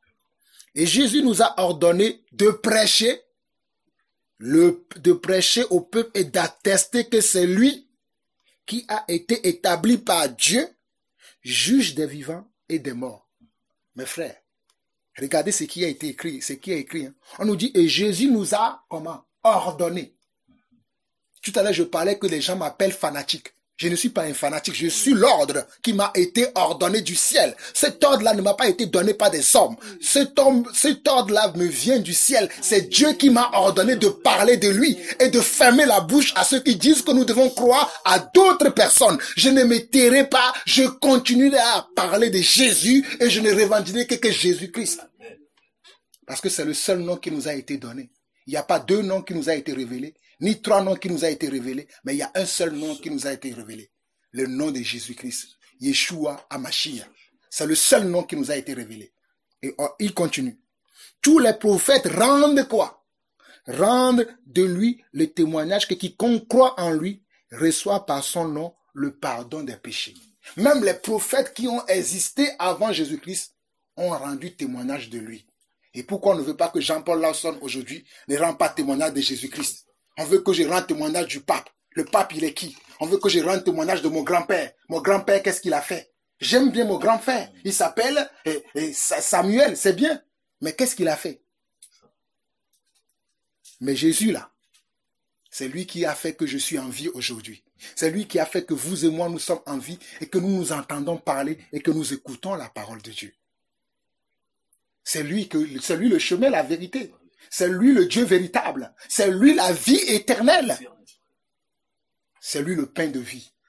C'est lui le pain de vie. C'est lui la nourriture dont nous avons besoin. Au verset 44, qu'est-ce qui va se passer? La rencontre avec Dieu. Alléluia. On nous dit comme Pierre prononçait encore ces paroles, comme Pierre prononçait encore ces mots, le Saint-Esprit descendit sur tous ceux qui écoutaient la parole. Le Saint-Esprit, the Holy Spirit, le Saint-Esprit, the Holy Spirit, descendait sur tous ceux qui écoutaient la parole. J'espère que vos oreilles spirituelles ont reçu aujourd'hui. Et il dit, sur tous ceux qui écoutaient la parole, tous les fidèles circoncis qui étaient venus avec Pierre furent étonnés. Mes frères, des fois je suis étonné de voir ce qui se passe lorsque je prêche l'évangile. D'ailleurs, toi-même, on parlait de ça la dernière fois quand on s'est vu, toi, frère Alexis, on s'est vu à la gare du Nord. Je ne savais même pas que tu vas me parler du message que moi j'ai prêché. Moi j'ai prêché parce que le Saint-Esprit m'a convaincu de prêcher. C'est fini, j'ai fait mon travail, c'est bon. Mais quand tu m'alertes, je me dis, ah, voici que Dieu, au travers de ce message, il touche des gens. Même si nous ne touchons pas la masse. Le but, ce n'est pas de toucher la masse, mais c'est de réveiller les enfants de Dieu afin qu'ils aillent vers leur Père. C'est ça que moi, mon travail, c'est ça. Et on nous dit, tous les fidèles circoncis qui étaient venus avec Pierre furent étonnés de ce que le don du Saint-Esprit était aussi répandu sur les païens, car ils les entendaient parler en langue et glorifiaient Dieu. N'est-ce pas, nous avons entendu même des paroles en langue tout à l'heure, et glorifiant Dieu. Alors Pierre dit, peut-on refuser l'eau du baptême à ceux qui ont reçu le Saint-Esprit aussi bien que nous? Et il ordonna qu'ils soient baptisés au nom du Seigneur, sur quoi ils le prièrent et il restait quelques jours auprès d'eux. Donc, mes frères, en résumé, pour résumer la question qui m'a été posée, qui nous a amené, que le Saint-Esprit nous a conduit comme ça pour savoir quelle est la signification des rêves et des visions. Il n'y a que Dieu qui peut connaître la signification et des rêves et des visions. D'ailleurs, Daniel l'a dit. Nous allons le lire dans Daniel chapitre 2. Daniel l'a dit. Je n'ai pas le don à moins que Dieu me révèle, mais je ne prétends pas que j'ai quelque chose si ce n'est Dieu qui parle au travers de mes cordes vocales. Et si Dieu ne parle pas, je ne dis rien.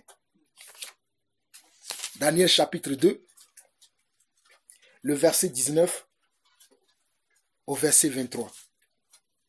Daniel, c'est dans le livre d'Ancien Testament, c'est après le prophète Ézéchiel. Daniel chapitre 2. Daniel chapitre 2, nous allons lire du verset 19 au verset 23.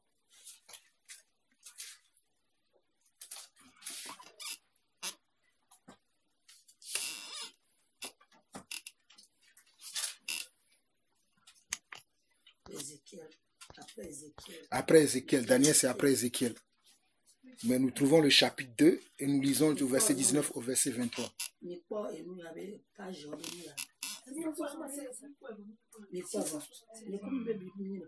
Chapitre 2.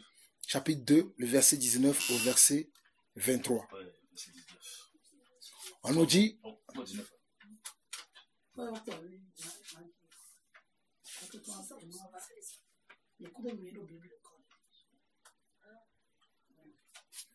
Trouve d'abord le prophète Ézéchiel. Ézéchiel, c'est après Jérémie.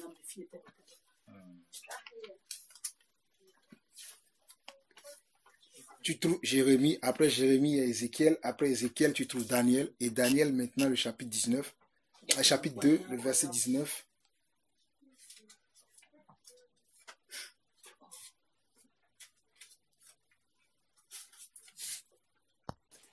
Donc, alors, le secret fut révélé à Daniel dans une vision pendant la nuit.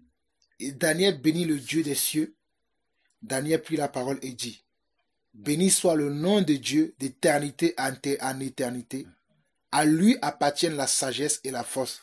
C'est lui qui change les temps et les circonstances, qui renverse et qui établit les rois, qui donne la sagesse aux sages et la science à ceux qui ont de l'intelligence. Il révèle, ce n'est pas l'homme qui peut révéler, mais c'est Dieu. Il révèle ce qui est profond et caché. Il connaît ce qui est dans les ténèbres et la lumière demeure avec lui. Dieu de mes pères, je te glorifie et je te loue de ce que tu m'as donné la sagesse et la force et de ce que tu m'as fait connaître ce que nous t'avons demandé, de ce que tu nous as révélé, le secret du roi. Je dis Amen. Amen. Amen. Parce que le secret du roi, c'est Dieu qui l'a révélé à Daniel. C'est Dieu qui révèle tout. C'est lui qui change les temps et les circonstances. C'est lui qui connaît tout. Sans Dieu, nous ne pouvons rien faire. C'est pour ça que Jésus avait dit aux apôtres, attendez-moi dans la chambre haute, je vous enverrai comment? Le Saint-Esprit. Afin que vous ayez la capacité de pouvoir écouter mes voix, de pouvoir m'entendre, de pouvoir connaître mes voix, de pouvoir sonder mes voix. Parce que sans le Saint-Esprit, nous ne pouvons pas sonder les choses. Vous voyez que Pierre, même dans Actes chapitre 10 que nous avons vu tout à l'heure, Pierre avait une vision. Mais si le Saint-Esprit ne serait pas venu, pourtant il avait reçu le Saint-Esprit. Mais si le Saint-Esprit n'est pas venu à son secours pour dire va avec il sera encore perdu en train de chercher. Qu'est-ce que cela veut dire? Qu'est-ce que cela veut dire? Mais c'est par l'aide du Saint-Esprit qu'il a saisi qu'il avait une mission à saisir pour accomplir. Donc il y a une étape, il y a toujours des étapes dans la manière dont Dieu va marcher avec nous, dans la manière dont Dieu va traiter avec nous. C'est à nous d'être prêts pour marcher avec Dieu. Surtout de ne pas être fermé parce qu'aujourd'hui les chrétiens sont fermés, ils veulent chercher le pourquoi du comment. Regardez ici, même Pierre, à chercher le... Moi, des fois, je cherche. C'est pour ça que nous devons être développés, sensés dans l'esprit. Notre esprit doit être captivant pour capter les choses de Dieu.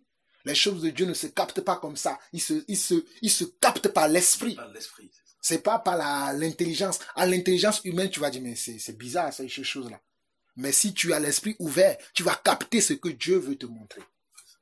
Et c'est ça, à cela que Dieu nous appelle. On va lire juste un dernier passage dans Job pour nous dire que nous disons que nous connaissons Dieu, mais nous ne le connaissons pas réellement. Parce que Job a pensé qu'il connaissait Dieu.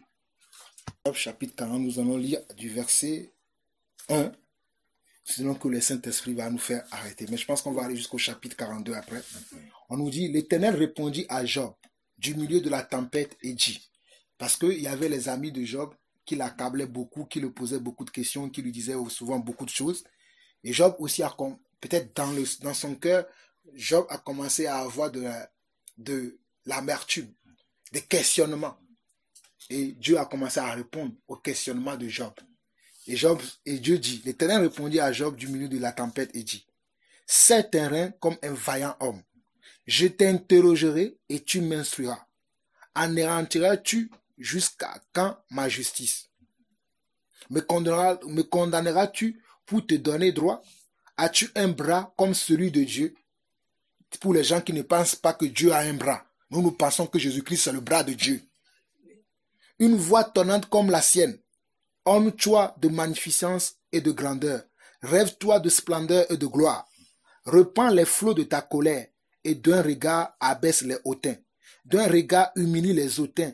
Écrase sur place les méchants. Cache-les tous ensemble dans la poussière. Enferme leur front dans les ténèbres. Alors je rends hommage à la puissance de ta droite. Nous pensons que la droite, c'est encore Jésus-Christ. La droite de Dieu, c'est encore la puissance de Dieu. Verset 10. Voici l'hippopotame à qui j'ai donné la vie comme à toi. Les hommes qui pensent qu'ils sont quelque chose là. Notre vie est comme la vie de l'hippopotame. S'il n'y a pas l'Esprit de Dieu en nous, nous sommes semblables à l'hippopotame. Ok. Il mange de l'herbe comme le bœuf. Le voici. Sa force est dans ses reins et sa vigueur dans les muscles de son ventre. Il plie sa queue aussi ferme qu'un cèdre. Les nerfs de ses cuisses sont entrelacés. Ses os sont des tubes de reins. Ses membres sont comme des barres de fer. Il est la première des œuvres de Dieu. Celui qui l'a fait l'a pourvu d'un glaive. Il trouve sa parture dans les montagnes où se battent tous les bêtes des champs. Il se couche sous les lotus, au milieu des roseaux et des marécages. Les lotus le couvrent de leur ombre, les saules du Thor l'environnent. Que le feu vienne à déborder, il ne s'enfuit pas. Que le Jourdain se précipite dans sa gueule, il reste calme. Est-ce à force ouverte qu'on pourra le saisir? Est-ce au moyen du filet qu'on lui percera le nez? Prends-tu le crocodile à la maison? Saisiras-tu sa langue avec une corde? Mettras-tu un jonc dans ses narines? Lui perceras-tu la mâchoire avec un crochet? Te pressera-t-il de supplications? Te parlera-t-il d'une voix douce? Fera-t-il une alliance avec toi pour devenir à toujours ton esclave? Joueras-tu avec lui comme avec un oiseau? L'arracheras-tu pour amuser tes jeunes filles? Les pêcheurs en trafiquent-ils? Le partage-t-il entre les marchands? Couvriras-tu sa peau de dard et sa tête de harpon? Dresse ta main contre lui et tu ne t'aviseras plus de l'attaquer. Voici, on est trompé dans son attente. À son seul aspect, n'est-ce pas terrassé? Dieu va prendre les animaux. Parce que Dieu commence à questionner Job. Il va prendre les animaux. Il commence par l'hippopotame. Il va dire, regarde l'hippopotame. Comment il est. Il dit, même quand la mer avance, quand les flots de la mer, il reste calme. Parce que c'est moi qui lui ai donné ce tempérament. Qu'es-tu toi maintenant pour parler avec moi? Dieu va commencer par interroger interroger Job au travers de la créature, de ce qu'il a créé. Nous continuons toujours, chapitre 41. Il dit, nul n'est assez hardi pour les citer. Qui donc me résistera en face? De qui suis-je le débiteur? Dieu n'est le débiteur de personne. Dieu n'a pas de débiteur, veut dire Dieu n'a de compte à rendre à personne. Il y a des gens sur cette terre qui veulent que Dieu leur rende compte. Pourquoi tu as fait telle chose comme ça? Pourquoi tu as fait le lundi? Pourquoi tu as fait le mardi? Pourquoi tu as fait le mercredi? Pourquoi tu as fait telle chose? Pourquoi tu as fait... Dieu a créé tous les jours pareil. Ce sont les hommes qui ont donné le nom, le Ndi, tout ça là. Ce n'est pas Dieu qui a donné ces noms, ce sont les hommes. Mais les gens veulent poser la question à Dieu, pourquoi tu as fait telle chose? Eh bien, Dieu veut leur dire, de qui suis-je le débiteur? Je le payerai. Sous le ciel, tout m'appartient. Sous le ciel, tout appartient à qui? À Dieu. Mais connaissons-nous ce Dieu? Vous allez voir où je vais en venir. Je vais encore parler de ses membres et de sa force et de la beauté de sa structure. Qui soulèvera son vêtement? Qui pénétrera en ses mâchoires? Est-ce que vous avez vu quelqu'un déjà pénétrer dans les mâchoires de l'hippopotame? Tout le monde sur cette terre ont peur de l'hippopotame. L'hippopotame est un animal féroce, très grand, très puissant, que tu ne peux même pas attraper avec ta main. C'est ça, Dieu parle, il prend cet animal, il parle. Parce que c'est lui qui l'a créé. Il continue. Qui ouvrira les portes de sa gueule? Autour de ses dents habite la terreur. C'est-à-dire même quand tu vois les dents de l'hippopotame, tu as peur. Ces magnifiques et puissants boucliers sont unis ensemble comme par un seau. Ils se serrent les uns contre l'autre et l'air se passera pas entre eux. Ce sont des frères qui s'embrassent, se saisissent, demeurent inséparables. Ces éternuements font briller la lumière. Waouh! Nous apprenons des choses par la parole de Dieu. Quand l'hippopotame éternue, ça fait briller la lumière. Waouh! Je n'avais pas lu celui-là. Gloire à Dieu. Ses yeux sont comme les paupières de l'aurore. Des flammes jaillissent de sa bouche. Des étincelles de feu s'en échappent. Une fumée sort de ses narines, comme d'un vase qui bout d'une chaudière ardente. Son souffle allume les chardons, sa gueule lance la flamme. La force à son cou pour demeure et l'effroi bondit au-devant de lui. Les parties charnues tiennent ensemble, fondues sur lui, inébranlables. Son cœur est dur comme la pierre, dur comme la meule inférieure. Quand il se lève, les plus vaillants ont peur et l'épouvante les fait fuir. Et d'ailleurs, c'est vrai, quand l'hippopotame se lève, les autres animaux ont peur, même les lions ont peur. Parce que l'hippopotame, c'est une bête féroce. Que même à l'apparence, quand tu le vois physiquement, tu te dis, mais c'est quel animal là? Pour nous les hommes, c'est laid. C'est un animal qui est laid. Mais c'est Dieu qui l'a créé ainsi. Et sa force se trouve dans sa laideur. Waouh! Gloire soit rendue à Dieu. Dieu fait chaque chose. On ne connaît rien. Quand il se lève, les plus vaillants ont peur et l'épouvante les fait fuir. C'est en vain qu'on l'attaque avec l'épée. La lance, le javelot, la cuirasse ne servent à rien. La peau de l'hippopotame est tellement dure que tu peux lui lancer la lance, le javelot. Mais tu dois en avoir lancé plusieurs pour pouvoir l'atteindre. Un seul javelot, une seule lance, même une seule balle de fusil ne suffit pas pour atteindre l'hippopotame. Parce qu'il a une peau qui est dure. Il regarde le fer comme de la paille. Les reins comme du bois pourri. La flèche ne le met pas en fuite. Les pierres de la fronde sont pour lui du chaume. Il ne voit pas la massue qu'un brin de paille. Il rit au soufflement des dards. Sous son ventre sont des pointes aiguës. Vous voyez, sous les ventres de l'hippopotame, il dit qu'il y a des pointes aiguës. On dirait une herse qui étend sur le limon. Il fait bouillir le fond de la mer comme une chaudière. Vous voyez, quand il entre dans l'eau et qu'il... Waouh, Dieu parle. Il agite comme un vase rempli de parfums. Il laisse près de lui un sentier lumineux. L'abîme prend l'aspect de la chevelure d'un vieillard. Sur la terre, nul n'est son maître. Il a été créé. Pourquoi? Amen. L'hippopotame a été créé pour ne rien craindre. C'est pas moi qui le dis, hein. Il est écrit. Il a été créé pour ne rien craindre. Il regarde avec dédain tout ce qui est élevé. Il est le roi des plus fiers des animaux. Les hommes ont dit que c'est le lion qui est le roi. Mais la Bible veut nous faire comprendre que ce que les hommes considèrent, Dieu ne considère pas. Pour Dieu, le roi des animaux, il a déjà élu, c'est qui? C'est l'hippopotame. Après avoir raconté toute cette histoire à Job, Job était là comme ça, comme un enfant qui regarde les dessins animés, il écoute Dieu. Qu'est-ce qu'il va dire? Verset 42, c'est là où je vais m'arrêter aujourd'hui. Job répondit à l'Éternel et dit, je reconnais que tu peux tout et que rien ne s'oppose à tes pensées. Quel est celui qui a la folie d'obscurcir mes desseins? Oui, j'ai parlé sans les comprendre, des merveilles qui me dépassent et que je ne conçois pas. Écoute-moi et je parlerai et je t'interrogerai et tu m'instruiras. Mon oreille avait entendu parler de toi. Mais maintenant, mon œil t'a vu. C'est pourquoi je me condamne et je me répands sous la poussière et sur la cendre. Job ne connaissait pas Dieu. Il pensait qu'il le connaissait. Mais quand Dieu, parce que là, j'ai pris le chapitre 40, mais si vous voyez les chapitres précédents, si vous avez le temps, méditer du chapitre 30 jusqu'à, vous allez voir comment Dieu parlait à Job, comment Dieu montrait des choses à Job. Job s'est dit, au fait, je ne le connaissais pas. Et il se repent de penser qu'il connaît. Il a dit, j'avais entendu. Là, j'ai vu ta grandeur. Je sais qui tu es. C'est à ce stade que je veux que vous et moi nous allions. Que ce ne soit plus le Dieu de Jean-Paul, mais que vous-même, vous ayez une vision de ce Dieu. Que vous-même, vous ayez mangé avec ce Dieu. Que vous ayez bu et mangé avec lui. Que vous ayez mangé sa chair. Que vous ayez bu son sang. C'est en cela que vous serez des disciples. Sinon, vous ne pouvez pas. C'est très important, mes frères. Il faut que vous-même, vous ayez mangé avec Jésus. Et vous ne pouvez que manger avec lui quand vous avez faim et soif de lui. Oh, comment j'ai faim et soif de Dieu aujourd'hui. Mes frères, j'ai faim et soif de Dieu. Je veux voir Dieu. J'ai déjà entendu parler de Dieu. J'ai déjà eu des révélations de Dieu. Mais ça n'est pas la fin. Je veux encore le voir.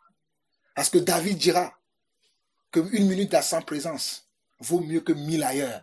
Moi, je veux la présence de Dieu. Éternellement, je vais dans sa présence. Comme les 24 vieillards, comme on voit dans Apocalypse chapitre 4, qui sont dans sa présence, qui jettent leur couronne devant lui. C'est ce que moi, je veux.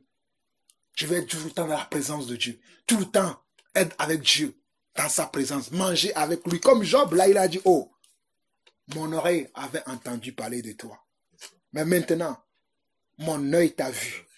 C'est pourquoi je me condamne et je me répands sous la poussière et sur la cendre. Que celui qui a des oreilles pour entendre, entende. Nous allons prier. Seigneur notre Dieu, nous te bénissons. Nous te glorifions, nous t'adorons. Nous te disons merci, Seigneur. Seigneur, comme Job. Oh, nous aussi aujourd'hui, nous avons entendu parler de toi. Mais Seigneur, nous nous repentons, Seigneur Dieu, d'avoir cru en vain, Seigneur.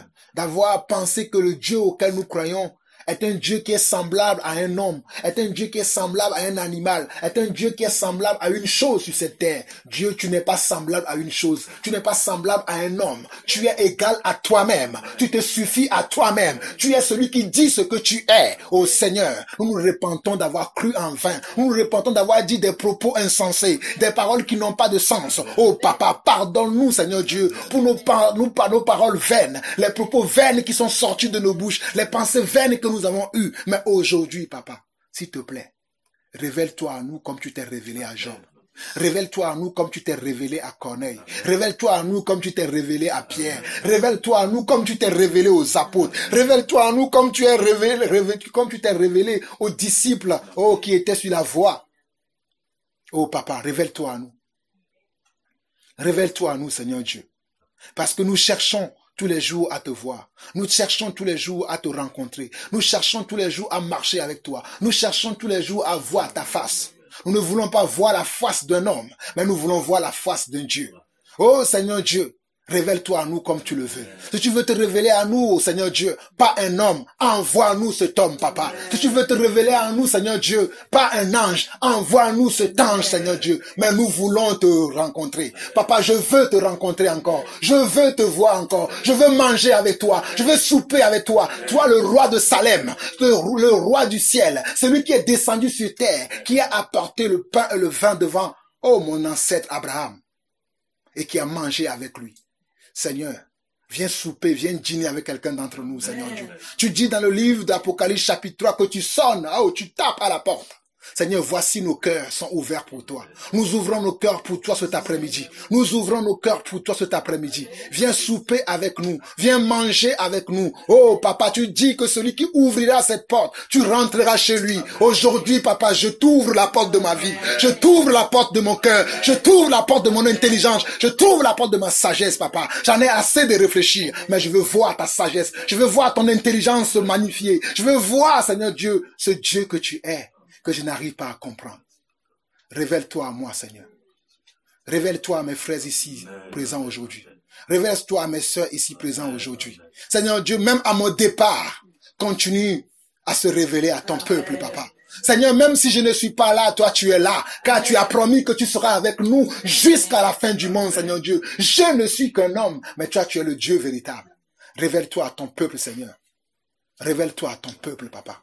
Que ce peuple ne soit pas perdu, mais que ce peuple suit la lumière que tu es. Oh Papa, merci encore pour ce moment. Merci encore pour ce temps que nous partageons ensemble. Seigneur, rien n'est acquis pour nous. Seigneur, rien n'est acquis pour nous. Tant que la trompette n'est pas encore sonnée, rien n'est acquis pour nous. Prépare-nous à ta rencontre. Prépare-nous à ta rencontre. Prépare-nous à ta rencontre. Que nous laissons tomber le péché. Que nous laissons tomber, Seigneur Dieu, tout ce qui nous perd sur le cœur. Tout ce qui nous retarde dans la marche avec toi. Aujourd'hui, nous nous déchargeons sur toi de tout fardeau dans notre vie. Les fardeaux des nécessités de cette vie. Les fardeaux des problèmes de cette vie. Nous venons avec tout maintenant, Papa. Et nous libérons tout devant toi, Seigneur Dieu. Toi qui connais le demain, le lendemain, et après-demain. Tu connais chaque jour. Tu connais même l'avant-hier, l'après-demain. Tu connais tout, Papa. Rien n'est caché devant toi. Oh, Papa. Sonde chacun d'entre nous. Et révèle-toi à chacun d'entre nous. Maintiens chacun d'entre nous à son poste. Maintiens chacun d'entre nous dans sa volonté. Maintiens chacun d'entre nous sur le chemin étroit, sur la vie éternelle. Maintiens chacun d'entre nous dans ton église. Toi qui es le chef de l'église. Toi qui es le chef et le consommateur de notre foi. Maintiens chacun d'entre nous. Père, je te bénis, je te loue. Je te dis merci encore pour ce moment. À toi la gloire, la puissance, l'honneur, pour des siècles des siècles. Au nom de Jésus-Christ, j'ai ainsi prié. Amen. Amen.